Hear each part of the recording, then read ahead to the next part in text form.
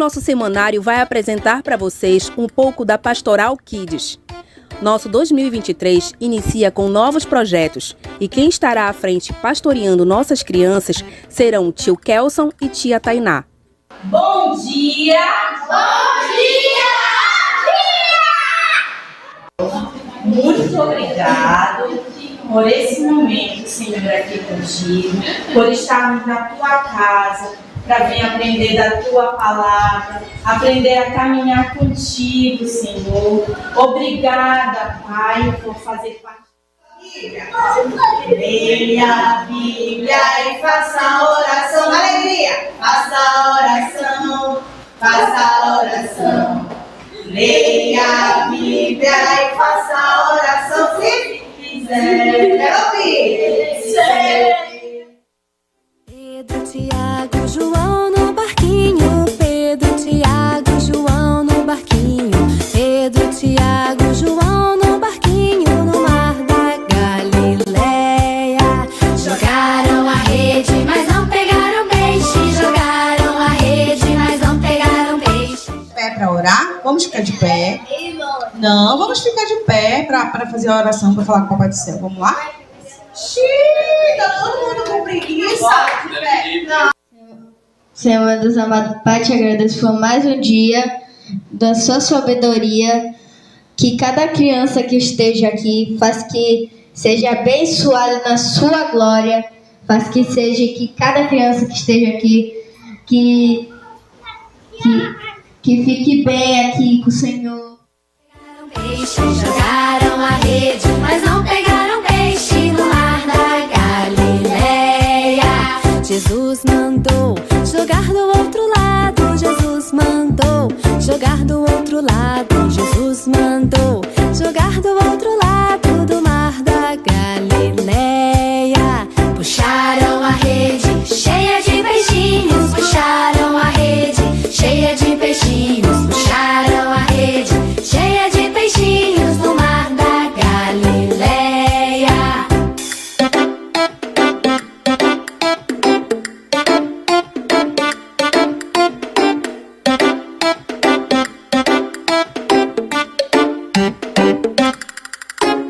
Pedro, Tiago, João no barquinho. Pedro, Tiago, João no barquinho. Pedro, Tiago, João no barquinho no mar da Galileia. Jogaram a rede, mas não pegaram peixe. Jogaram a rede, mas não pegaram peixe. Jogaram a rede, mas não pegaram peixe no mar da Galileia. Jesus mandou jogar do outro lado. Jesus mandou jogar do outro lado. Jesus mandou jogar do outro lado. Aleluia, boa noite, a paz do Senhor. Aproveite que você está em pé e cumprimente quem está do seu lado, por favor. Dê a paz do Senhor, como você preferir, graça e paz. Que bom ter você aqui nesta noite, tanto presencial, quanto você que está nos vendo na sua casa, seja em qualquer hora do dia. Que bom. Vamos cultuar a Deus. Estamos louvando, adorando a Deus. E agora vamos para a sua palavra, para a ministração da palavra do Senhor. Que bênção. Graças a Deus.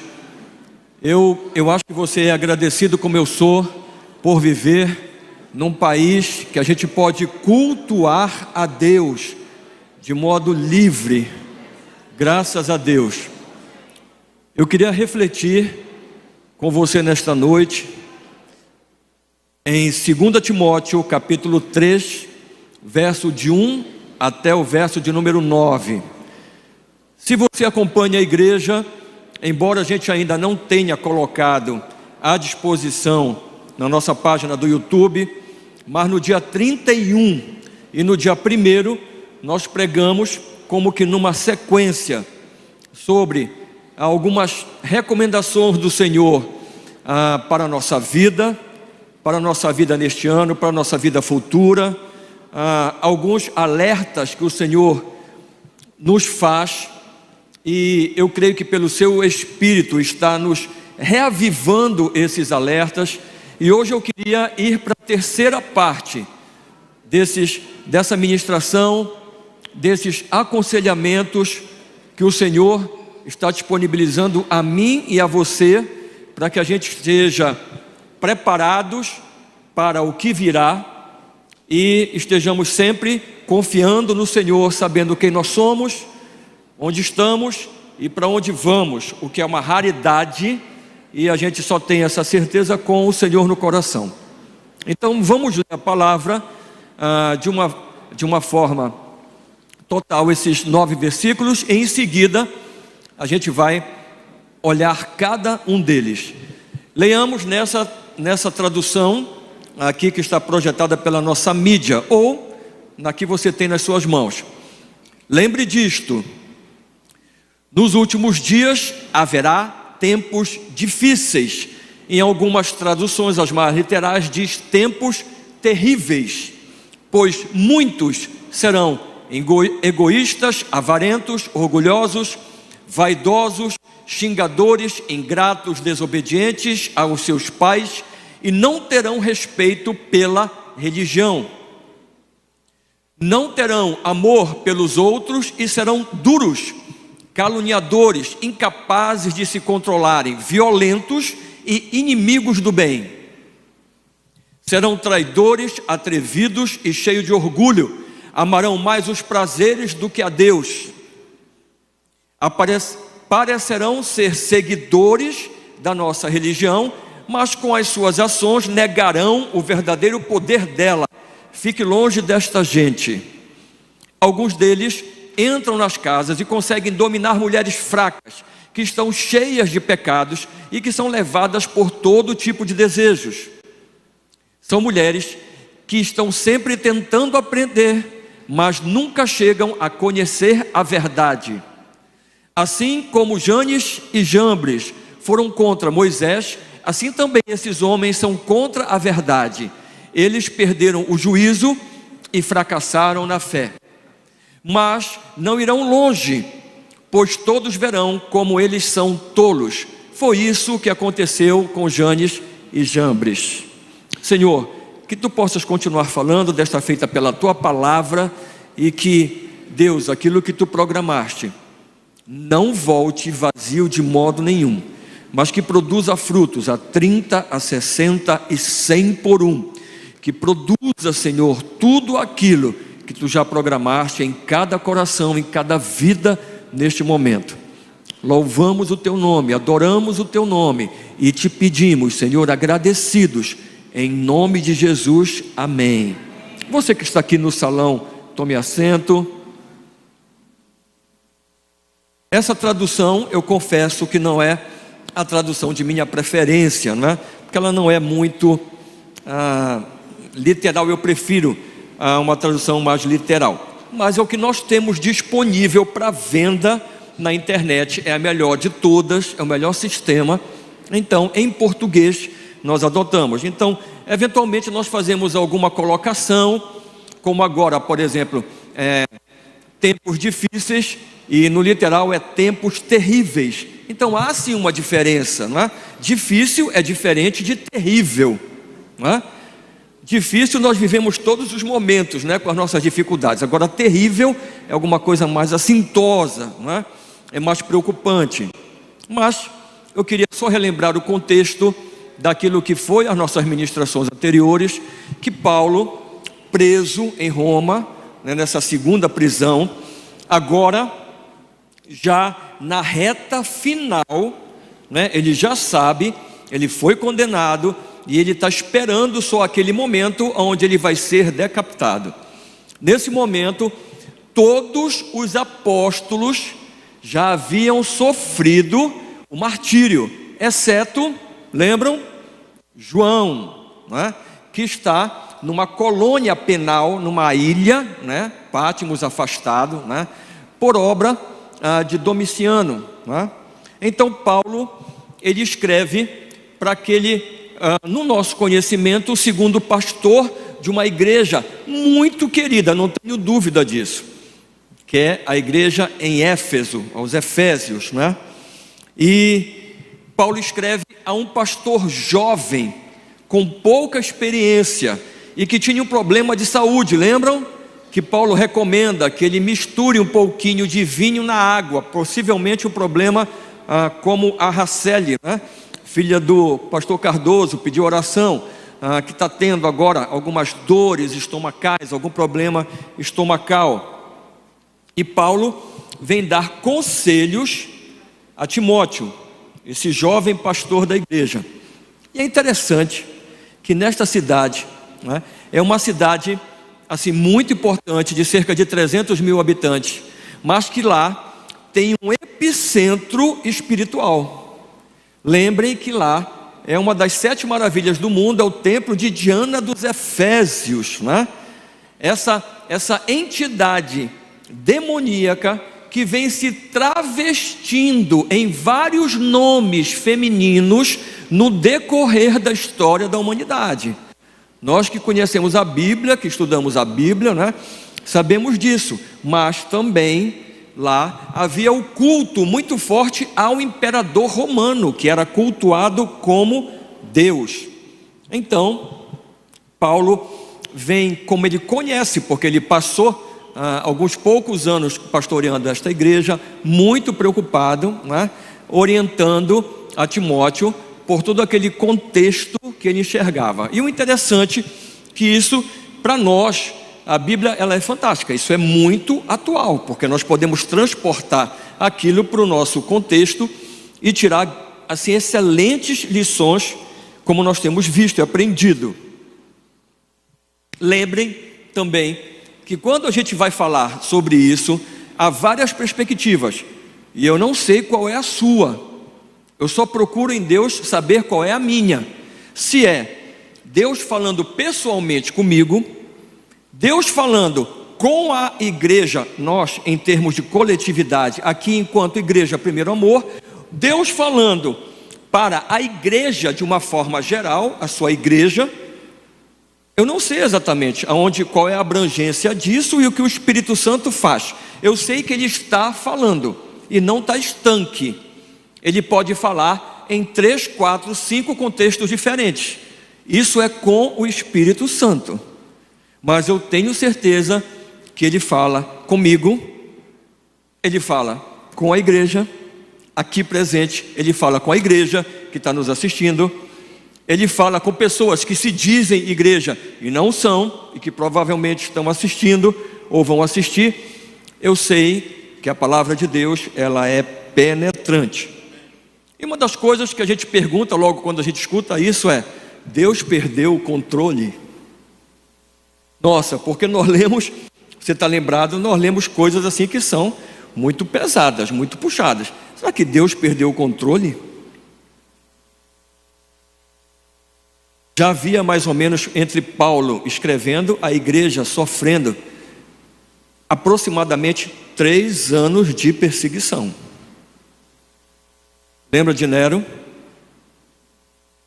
Incendiou Roma, e aí foi uma loucura. Desse período para frente, e Paulo era tido como um líder, né? Ele foi colocado como um líder daqueles, como é que eu chamo isso?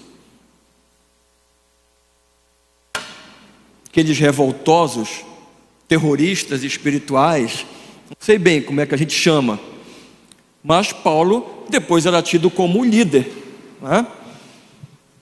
E foram 3 anos de massacre aos cristãos, dos cristãos virando tochas vivas, tochas humanas, dos cristãos sendo colocados nas arenas para os cães, para as feras atacarem e os matarem.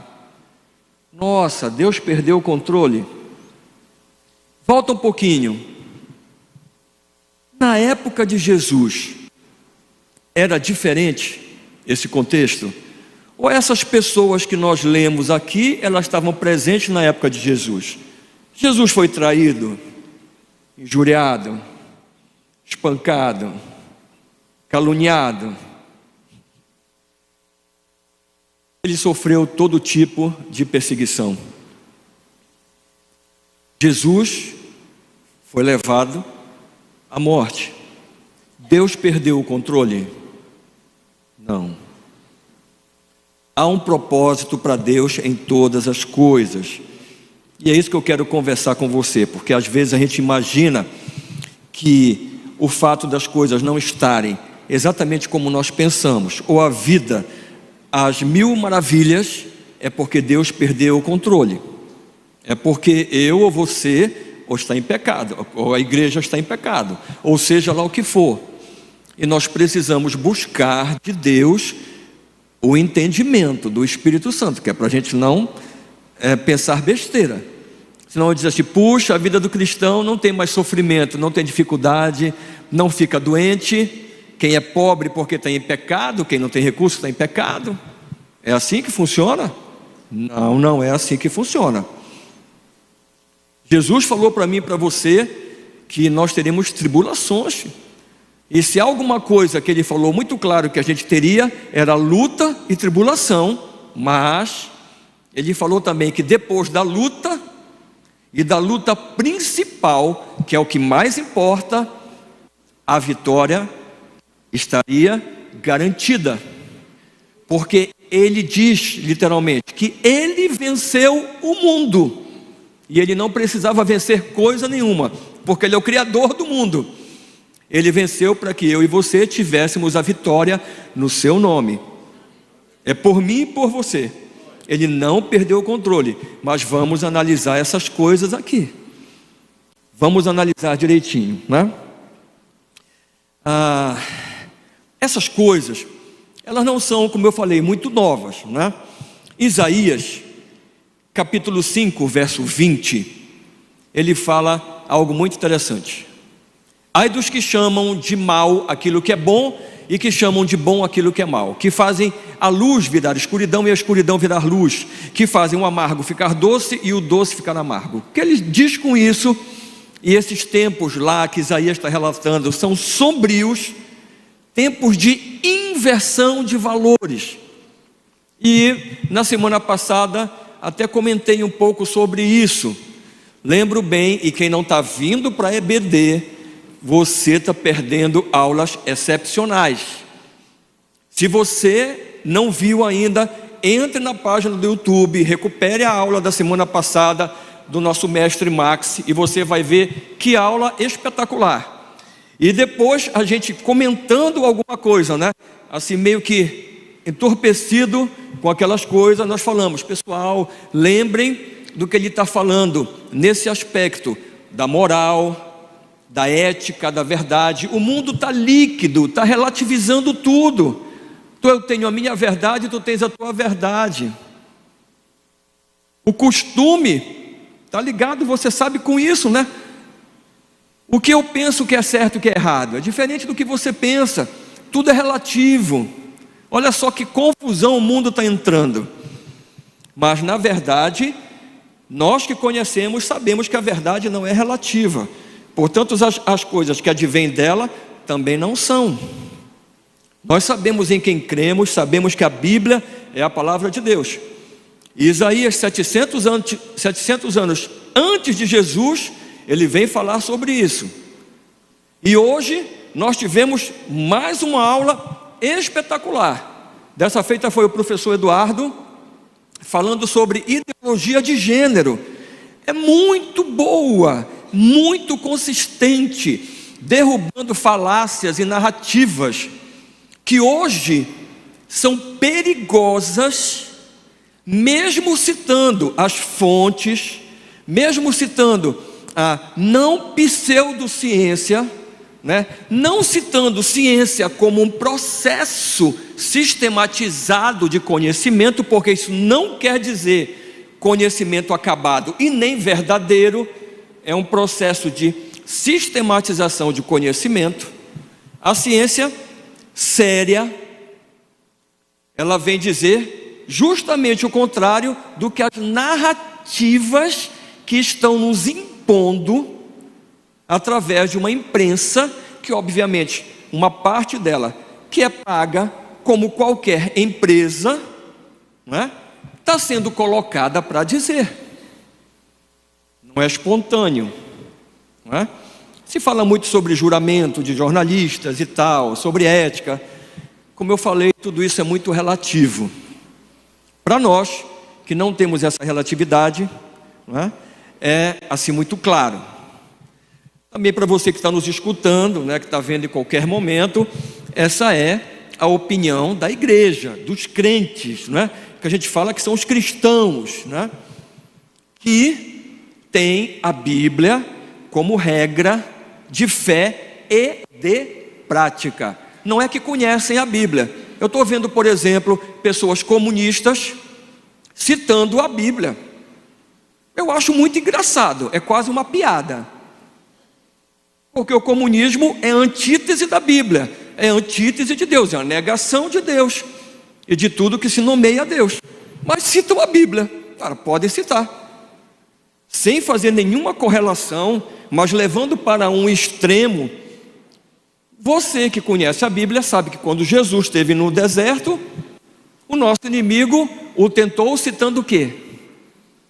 A Bíblia, a palavra de Deus. Você entende isso, não é? Perfeitamente, não é?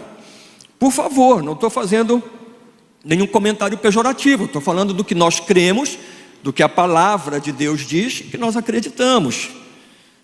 Eu citei há pouco que Jesus tinha nos avisado sobre isso. Mateus, capítulo 24, verso 12 e 13, são nossos conhecidos, nós já falamos várias vezes sobre isso, mas é importante. Por que os pastores, de forma geral, falam sempre nisso? Porque estão falando sobre o princípio das dores, porque estão falando sobre nós vivermos tempos difíceis, que as coisas elas devem tomar um rumo mais complicado. Como eu falei de manhã, se pela nossa fé, pela nossa cidadania celestial, a gente sabe que o melhor de Deus sempre ainda está por vir, sempre vai ser melhor, sempre o vinho que vem depois, na presença de Jesus, ele é o melhor vinho. Mas na cidadania terrestre, eu falo para você ser muito grato por esse momento e abrir o culto sendo grato a Deus, porque possivelmente o mês que vem vai ser pior do que esse mês, e o mês seguinte vai ser melhor, vai ser pior que o mês que vem. Essa é a tendência. Poxa, que pessimista. Não, peraí, é que você não conseguiu concluir direito. Se por um lado, a gente olhando todas as configurações, a gente é pessimista quanto ao momento que nós vivemos na nossa cidadania terrestre, porque o mundo, a Bíblia fala sobre o mundo, a Bíblia fala sobre o final dos tempos, é justamente sobre isso que nós vamos tocar, e a gente sabe que as coisas vão piorar. Por outro lado, eu e você temos uma outra cidadania, e o reino de Deus, ele não é desse mundo, e nós almejamos, antes desse reino aqui, o reino que está nos aguardando, esse que Jesus morreu, ressuscitou e disse que para onde ele iria guardar lugar para mim e para você. Você crê mesmo nisso? Você crê de verdade? Porque se você crê, você é uma bomba atômica ambulante, porque a morte não te detém. A morte é uma passagem, e isso é extremamente forte, porque a morte é o último inimigo a ser vencido. Satanás é assim, ele vai tentar de todas as formas, atentar contra mim, contra você, como fala em João, capítulo 16, verso 33. Perdão, esse é um alerta de Jesus e nós já até citamos, né? Para a gente estar próximo de Jesus, né? Que a gente vai sofrer, mas que a vitória é nossa. Mas João 10,10 fala justamente sobre roubar, matar e destruir. Mas nem sempre é possível matar e nem sempre é possível destruir, principalmente se você é propriedade do Senhor. Você pode até matar o corpo, como nós vimos os discípulos no martírio, e a gente acabou de falar sobre muitos cristãos centenas e centenas, possivelmente milhares de cristãos que foram mortos só nessa época. Mas, voltando ao texto, o texto vai nos orientar e nos alertar sobre várias coisas que nós precisamos estar atentos. Primeiro, começa lá no verso 2, ele vai falar sobre egocentrismo, sobre aqueles que amam a si mesmo em primeiro lugar, antes de qualquer coisa. Eles vão falar sobre os gananciosos, olha só, que amam ao dinheiro e aos bens. E lembrem que o amor ao dinheiro é a raiz de todos os males. Por favor, não pensem que o dinheiro é ruim. Ninguém está falando isso aqui. Nossa, enriquecer é pecado. Gente, por favor, não é isso. É que amar ao dinheiro, colocar o dinheiro no centro do teu coração, significa endeusar o dinheiro. Te colocar no centro da tua vida, te amar mais do que qualquer outra coisa, eu me amo mais do que qualquer outra coisa. Isso é idolatria. E qualquer coisa que esteja no teu coração, em primeiro lugar, é idolatria. Então, às vezes as pessoas pensam que idolatria é isso, aquilo e tal. Pessoal, tudo que estiver em primeiro lugar no teu coração é idolatria. E aí Paulo começa a alertar sobre idolatria a si mesmo, o egocentrismo, começa a alertar sobre a ganância, sobre o amor ao dinheiro. Ele fala sobre os arrogantes, que são orgulhosos. E aqui na nossa terra a gente entende isso de uma forma engraçada, porque a gente fala que a pessoa é metida, não é? Quando a pessoa é orgulhosa, não é? Arrogante. Presunçosos é a turma que sabe de tudo, é a turma que tem opinião sobre tudo, é a turma que sabe de tudo de todo mundo, não é? São presunçosos. Os blasfemos, que usam o nome de Deus em vão. Presta atenção numa coisa, só para a gente não descolar e a gente ficar na mesma página desse livro. Paulo está alertando Timóteo sobre pessoas. Nessa tradução ele usa nitidamente, ele está falando de homens. Ele só fala de mulheres naquela parte das casas, mas no versículo seguinte, que essa tradução continua com mulheres, não é, aí já são todos. A gente, quando chegar lá, a gente alerta você. Mas Paulo está chamando a atenção que essas pessoas, elas podem estar na igreja, como elas estão assediando a igreja. A igreja está interagindo com essas pessoas, mas possivelmente muitas delas estão na igreja. Olha só, porque a igreja em determinados momentos ela atrai, como na época de Constantino, muitas pessoas para ela. Não é nesse momento. Nesse momento eu acho que vai haver uma diáspora, vai haver uma dispersão na igreja. Acho até mesmo que vai haver um momento em que a gente vai ter uma depuração, uma peneirada, ok? Porque aquilo que está se avizinhando, e principalmente quando a gente olha a igreja como conservadora, como foi falado de manhã, não é? A igreja como aquela que puxa os valores judaico-cristãos de família. Você vai ver que essas pessoas aqui que a gente está listando, com esses adjetivos, eles são frutos de quê? De famílias dilaceradas. Preste atenção. Paramos nos blasfemos. Agora vamos lá. Desrespeitam os pais. Pronto, nem olhei para o versículo, já está aqui, ó. Quem é que desrespeita os pais? São aqueles que não foram educados como deveriam ser. Você já olhou nesse tempo que os pais, para demonstrar o amor, ou seja lá o que for, eles enchem as crianças de bens, de coisas, e dão tudo, e tornam a vida das crianças e dos filhos uma extrema facilidade, aonde eles não dizem sim, não delimitam, não castigam as crianças. Olha só, Nossa, falando de castigo com criança, meu Deus, que retrógrado. Jesus, isso não pode, contra a lei, não é? Mas os que foram criados em lares estraçalhados, eles trazem muitas dessas características. Deus, ele pode equalizar essas coisas. Deus, ele pode transformar essas coisas. E se você veio de lares estraçalhados, você interrompe esse ciclo. Quando você recebe a Jesus como Senhor e Salvador da sua vida, como eu recebi, a minha família mudou. As separações todas que vinham encadeadas, elas encerraram comigo. Olha só, vai mudando. Deus vai te realmente tendo uma paternidade. Nós somos adotados por Deus quando você de fato quer isso e você permite. Ingratos, isso tem a ver com lares também, da mesma forma. Tem tudo, mas muito mais daquilo que possam dar valor, não se importam com as pessoas. Lembra dos 10 leprosos?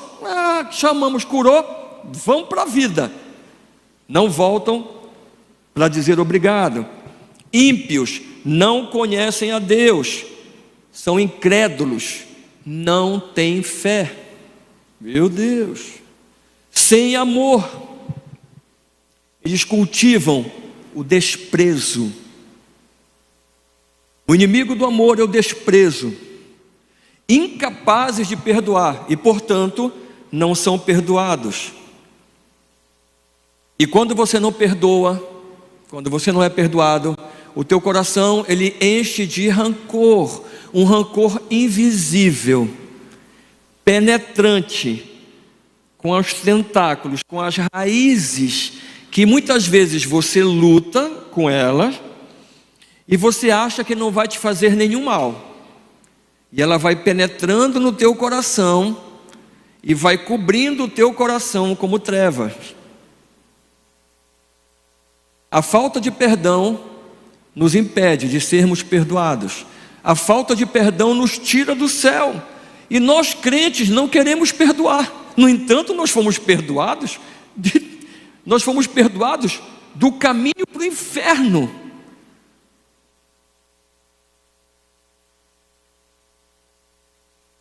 Caluniadores. Sabe qual é a etimologia dessa palavra? Aqueles que falam mal, que fazem intrigas, são como Satanás. Essa é uma definição de Satanás. Cruéis, odeiam, eles são duros demais, eles não têm misericórdia. Inimigos do bem, se alegram em fazer o mal. Jesus, nós estamos falando de crápulas aqui, mas não quer dizer que as pessoas tenham todas as características. Paulo está dizendo, atenção com essas pessoas, atenção com essas pessoas. As pessoas que tramam nos bastidores, atenção aos traidores, aqueles que traem e são traídos. Lembra da facada pelas costas? Inconsequentes. Será que conhecemos pessoas assim?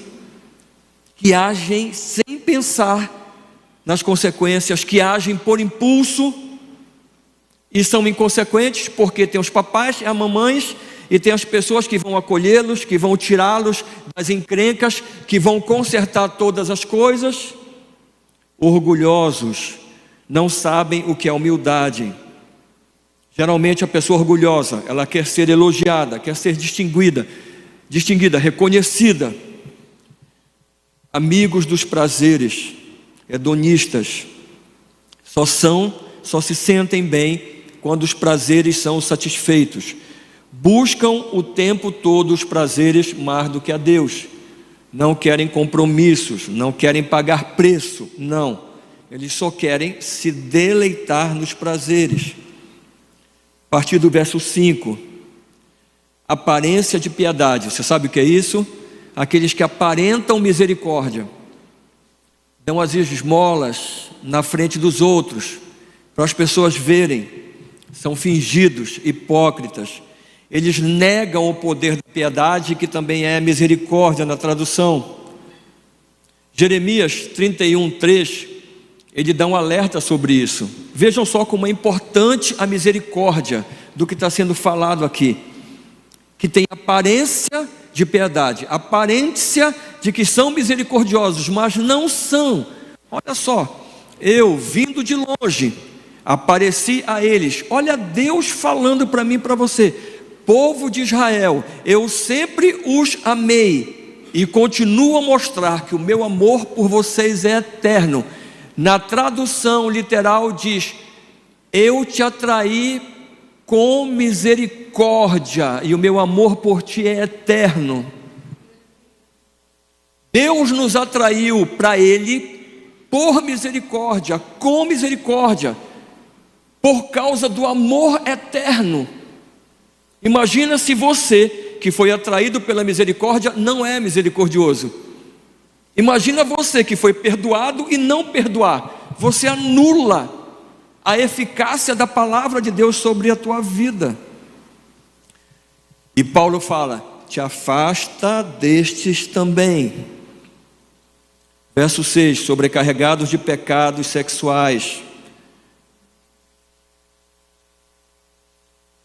A gente vê a tentativa de transformar a pedofilia numa patologia, numa doença. Isso é uma loucura. Imorais. E a tradução é: com toda espécie de desejos pecaminosos.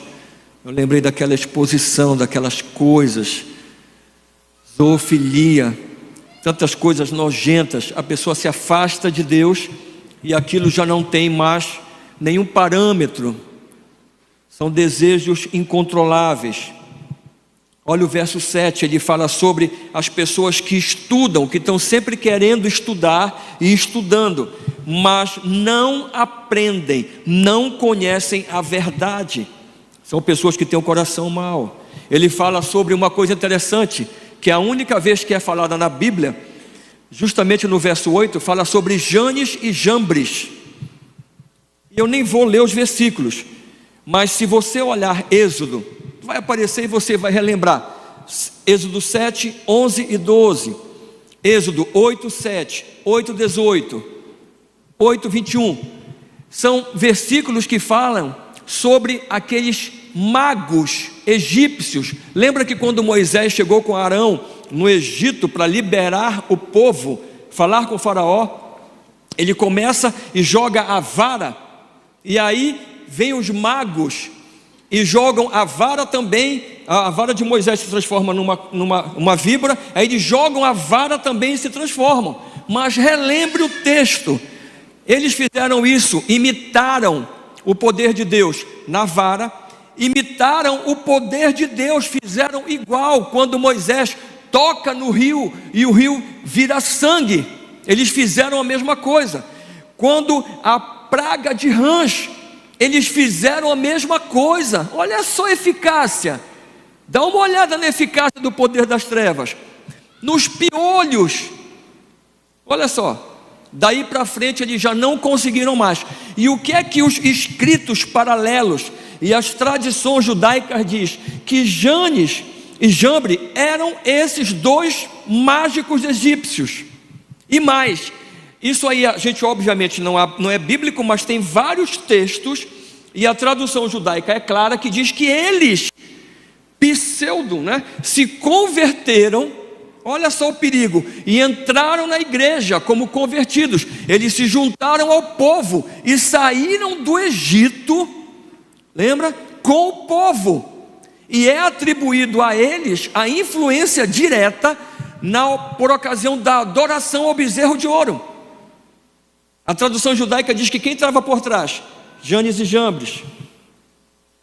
Olha só, é o espírito de Jezabel. Eles se colocam contra a liderança, não é? Mentes corrompidas, e eles foram reprovados na sua fé. E ele fala assim: atenção com estes, te afasta destes. E ele diz ainda no verso 9: olha, eles não irão longe, porque eles são insensatos, e a insensatez dele lhes é manifesta, e ela vai ficar clara a todos aqueles que olharem para eles. Ou seja, eles vão começar a brigar entre eles. Eles mesmos, eles brigam entre eles. E eles são insensatos, porque eles são cheios de pecado e de perversidade.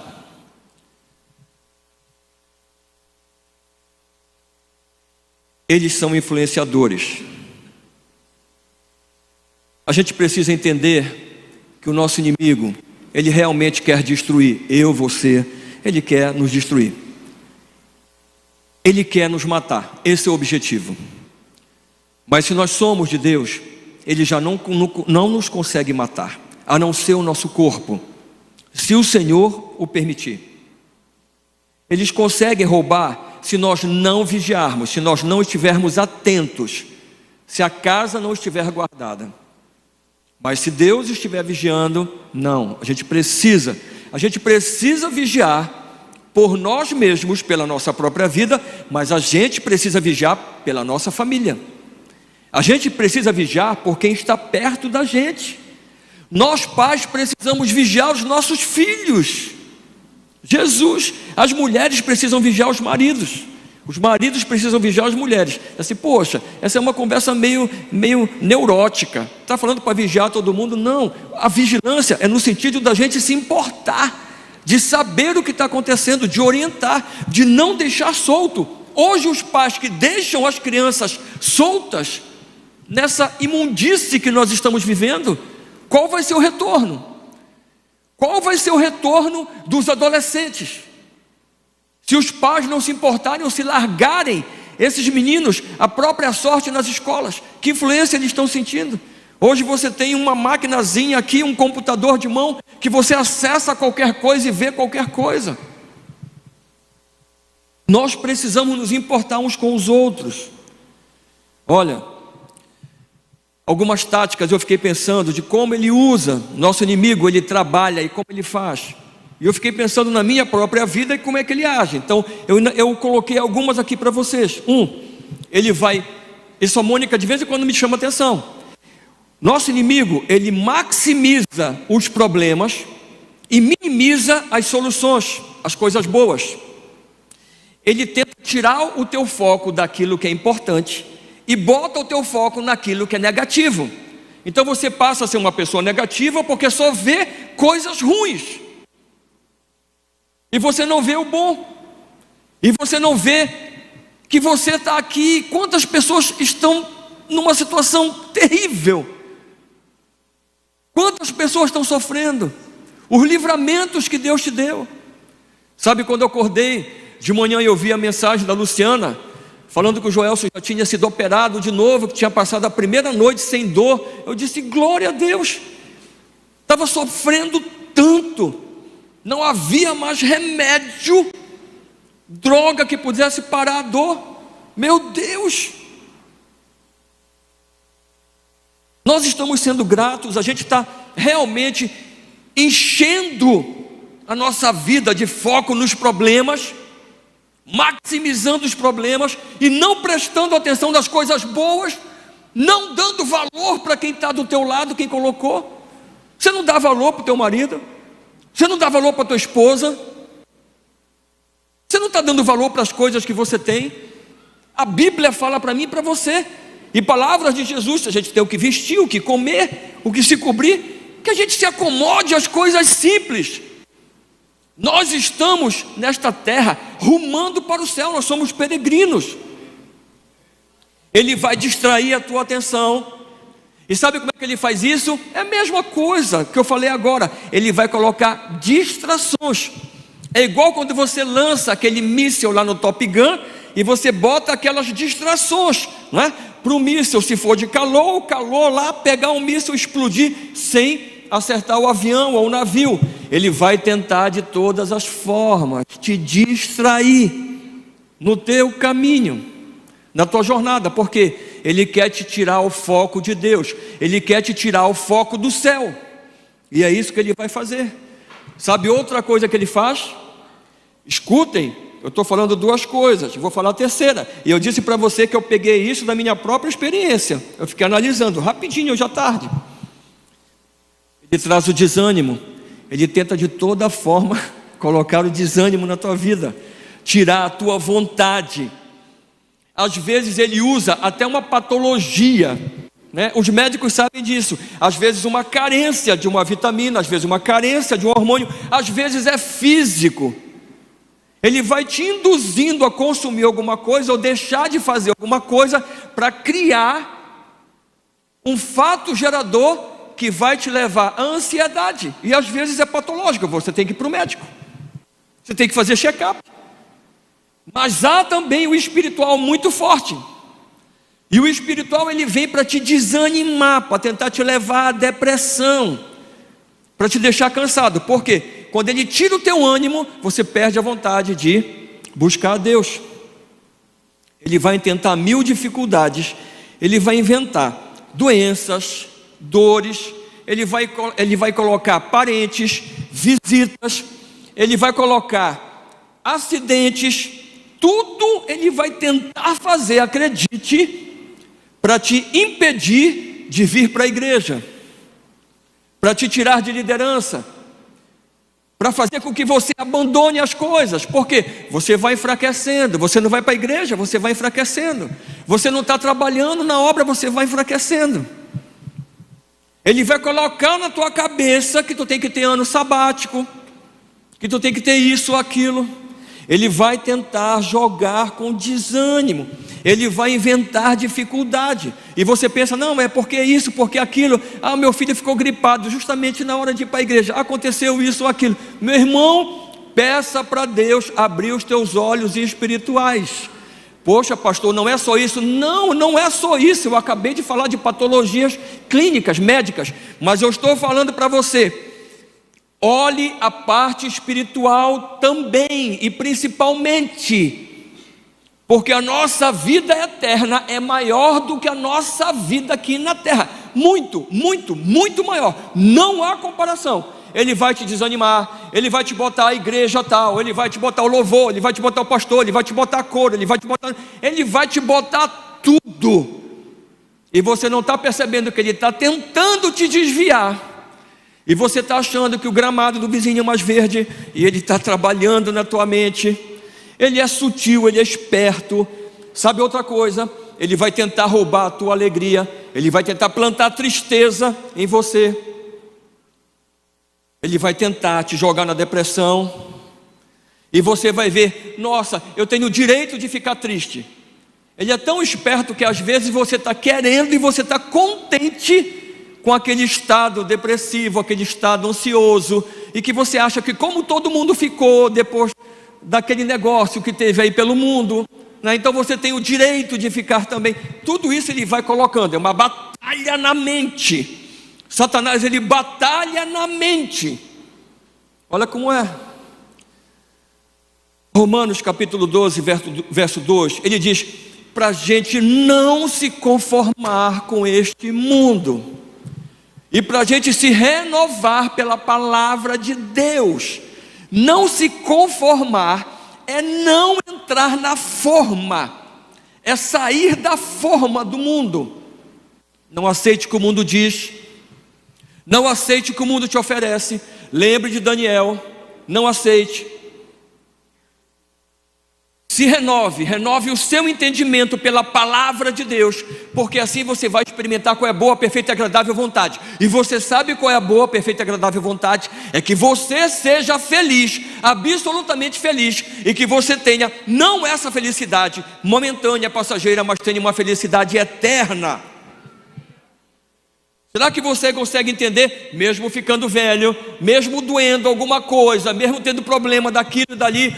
Meu amigo, minha amiga, escute meu irmão, lute, se coloque de pé, se importe com os outros, foque em Deus, porque no meio da tempestade você vai sentir a paz, você vai sentir a bonança, você vai sentir a sua presença. Escute, Deus nunca prometeu um mar de rosas aqui. Ele veio, morreu, porque nós pecamos. Nós, eu e você, entregamos esse mundo ao controle de Satanás. E esse mundo jaz no maligno, como a palavra dele fala. Mas ele veio, tomou forma de homem e morreu no meu e no teu lugar. Não para nos livrar deste mundo, mas para nos livrar neste mundo. A partir do momento que a gente o receba verdadeiramente. E a gente ruma de modo peregrino para a nossa pátria celestial. Então nada pode te deter, nada pode me deter. Não percamos o foco. A religião não é o ópio do povo, não é uma mentira. E a gente falou de manhã sobre isso no comentário. Religião, quando Santo Agostinho, ele vem com esse termo pela primeira vez, não sei se é exatamente dele, mas foi usado, e como ele era uma pessoa importante, acabou ficando para ele o crédito. Se é dele ou não importa. Mas a gente tem que entender e tem que viver esse religar com Deus. E não há nenhum outro caminho a não ser Jesus. Não há quem possa te religar a Deus a não ser Jesus. Não há. Simplesmente não há. Deus, como nós lemos em Jeremias, Ele mesmo providenciou em si mesmo a misericórdia e me atraiu e te atraiu por causa do seu infinito amor. O nosso foco é o reino de Deus. Escute, tempos difíceis, sim. Perspectivas de piora, sim.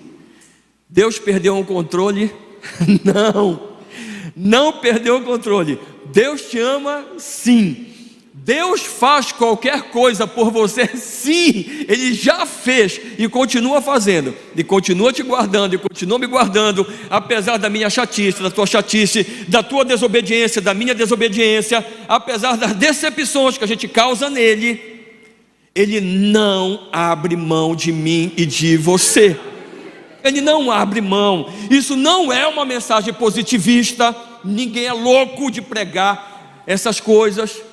Mas a Bíblia, a nossa regra de fé, ela diz que esse Deus, Ele amou tanto a mim e a você, que Ele deu o seu Filho único, para que todo aquele que nele crê não morra mais, mas tenha vida eterna. Ora, não morre, quer dizer que eu não vou.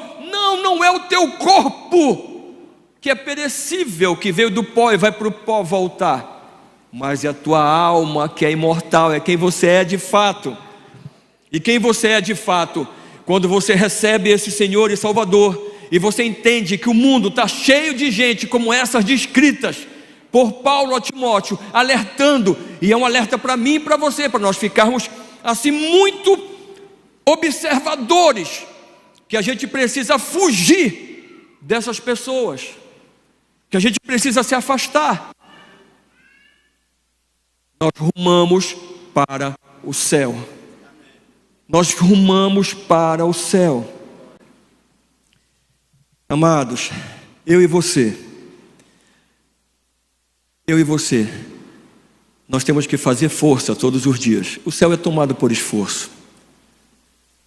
Nós estamos numa igreja que tem um nome significativo, Igreja Primeiro Amor. Se nós não voltamos ainda ao primeiro amor, a gente precisa voltar. E mais difícil, ou tão difícil quanto voltar, é permanecer no primeiro amor.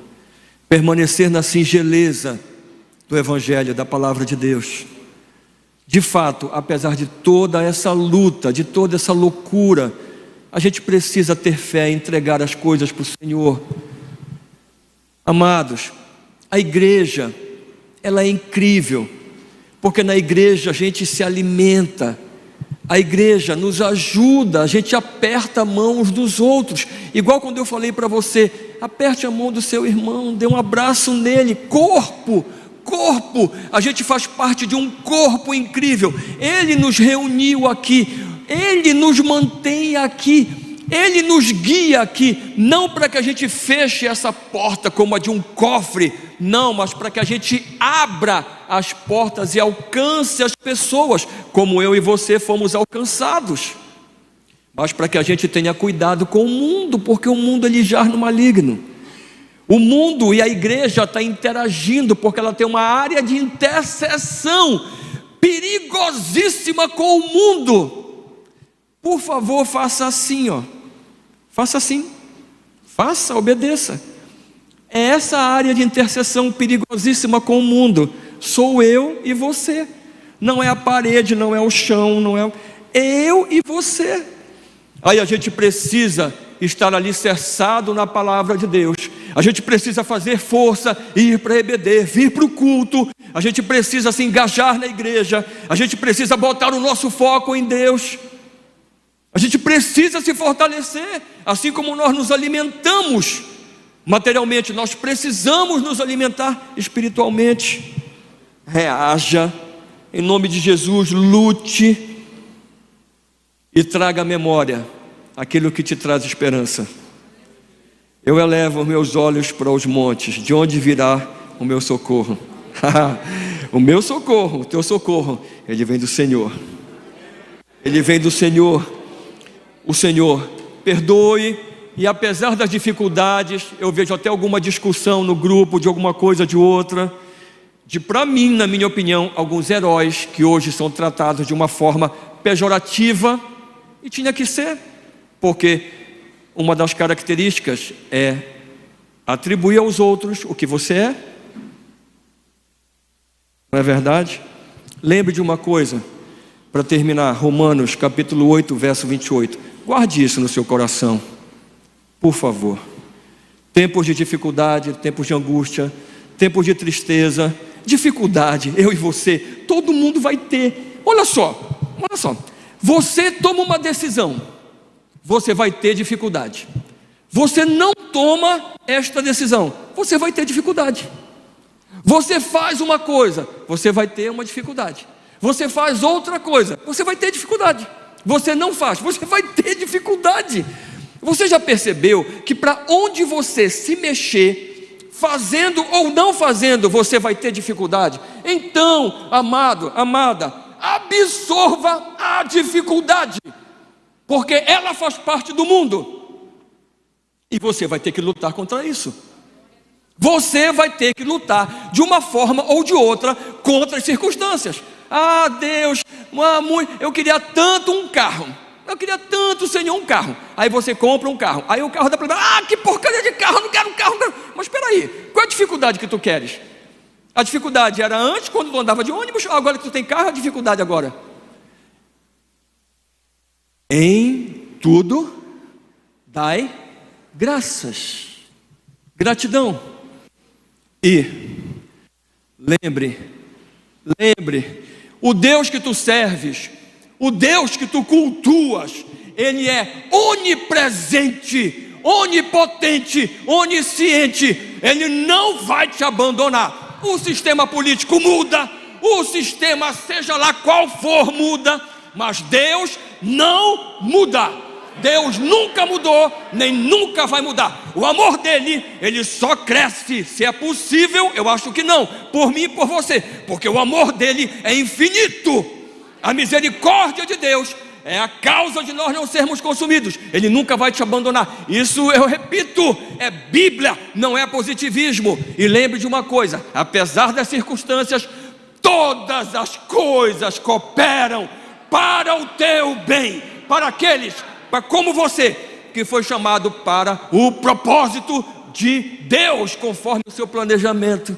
Então, se você puder encerrar esse culto, encerre comigo e diga assim: Senhor, eu te amo. Glórias a Deus, aleluias, glórias a Deus, aleluia. Não abrimos mão desse Deus, e nós vamos para o céu, e vamos levar todos aqueles que o Senhor der para mim e para você. Ninguém vai ficar para trás, amém.